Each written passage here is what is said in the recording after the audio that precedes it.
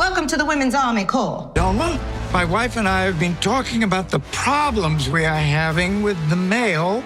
Set against the immense scale and emotional weight of World War, i.e. the 6888, brings to life a powerful and often overlooked chapter of history. The story centers on a battalion unlike any other, a group of all-female soldiers tasked with a mission that, on the surface, appears logistical but quickly reveals itself as deeply human. In a war defined by destruction, loss, and separation, these women are entrusted with restoring something fragile yet essential: connection. Millions of letters meant for soldiers and their families have piled up, lost in chaos, symbolizing broken communication and fading hope. The film frames this challenge not just as a military operation, but as a race against despair, where every delivered letter becomes a lifeline. At the heart of the story is a determined Army captain, portrayed by Kerry, a leader carrying both the weight of command and the burden of expectation. She leads the historic battalion with resolve, discipline, and empathy, aware that failure will not only impact morale at the front lines, but also reinforce doubts about women's capabilities in a rigid, male-dominated military structure. Her character is defined by quiet strength and strategic intelligence, balancing compassion for her soldiers with the harsh realities of wartime leadership. Through her eyes, the audience experiences the pressure of commanding a unit that is constantly underestimated, yet expected to perform miracles under impossible conditions. The battalion itself is composed of women from diverse backgrounds, each carrying her own motivations for serving. Some are driven by patriotism, others by the promise of proving themselves, and many by a desire to contribute meaningfully to a war that has reshaped the world around them. Their shared mission binds them together, but it is their individuality that gives the story its emotional depth. As they arrive to face the overwhelming task of sorting and delivering over 17 million backlogged letters, the sheer scale of the assignment becomes clear. Warehouses filled to the ceiling with undelivered mail stand as silent monuments to neglect, confusion, and the emotional toll of war. The film carefully explores the obstacles the battalion faces, not only in terms of logistics, but also prejudice and institutional resistance. They encounter skepticism from superiors who doubt their efficiency and resilience, often receiving limited resources and unrealistic deadlines. These challenges force the women to innovate, to rely on teamwork, and to redefine traditional notions of military success. The story emphasizes that courage is not always found on the battlefield with weapons drawn, but also in persistence, organization, and the refusal to give up when the odds are stacked against you. As the plot unfolds, the audience is immersed in the daily grind of the mission. Long hours, physical exhaustion, and emotional strain test the battalion's unity. Each letter they handle carries a story of longing, fear, love, and loss. The act of sorting mail becomes deeply personal, as the women are reminded that behind every envelope is a soldier waiting for reassurance or a family desperate for news.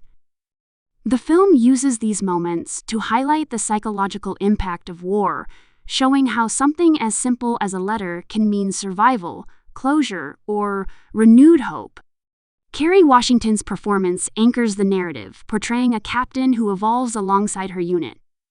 Her leadership style adapts as she learns the strengths and vulnerabilities of her soldiers, fostering an environment where discipline coexists with mutual respect. She is not depicted as flawless, but as human, making difficult decisions and confronting her own doubts.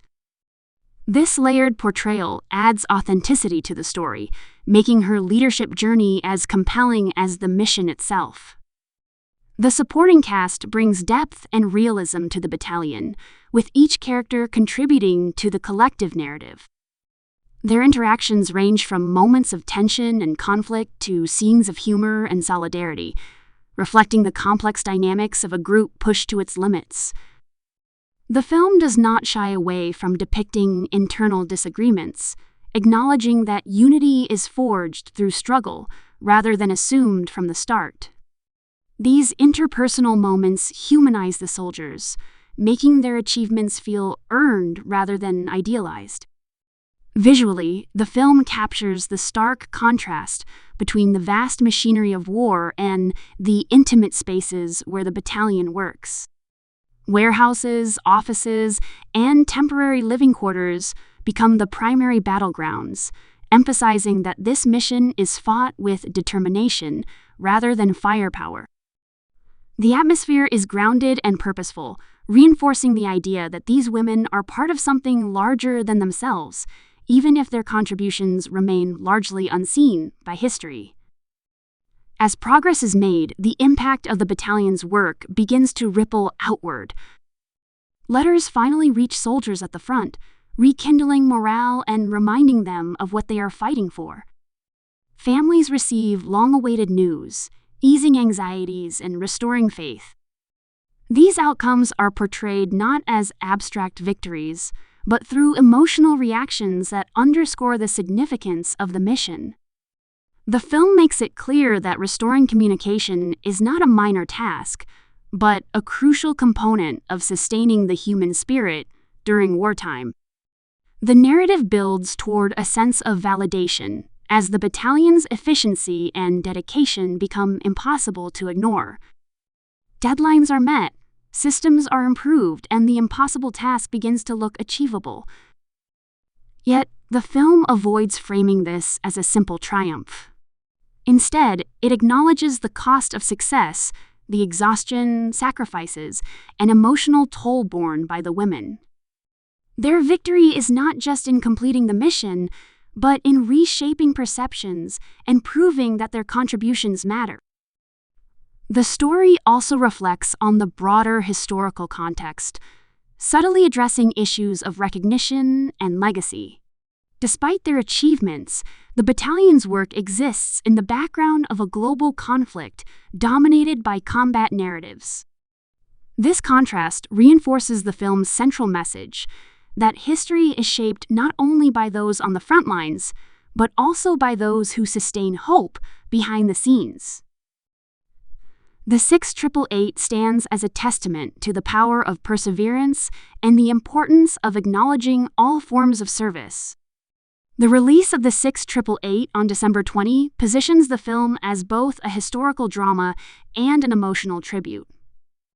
Its arrival on Netflix allows a global audience to engage with this story, bringing renewed attention to a mission that resonates beyond its wartime setting. Themes of leadership, equality, and resilience remain relevant, making the film as timely as it is reflective. The trailer for the film sets a tone of quiet intensity and emotional resonance, emphasizing character-driven storytelling over spectacle. It highlights moments of determination, the overwhelming scale of the task, and the emotional weight carried by each letter. Music and visuals work together to convey a sense of urgency and purpose, inviting viewers into a story that balances historical significance with personal connection. Ultimately, the 6888 is a film about redefining heroism.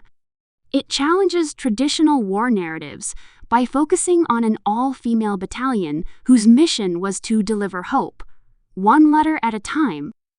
Through strong performances, especially from Kerry Washington, and a narrative grounded in perseverance and humanity, the film honors the courage of women who served under extraordinary circumstances.